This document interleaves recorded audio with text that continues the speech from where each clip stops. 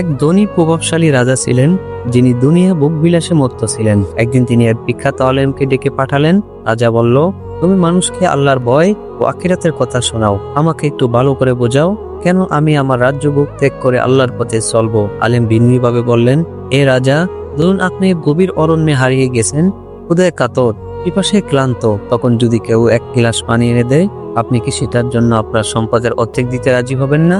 রাজা বলল, অবশ্যই আমি দেব।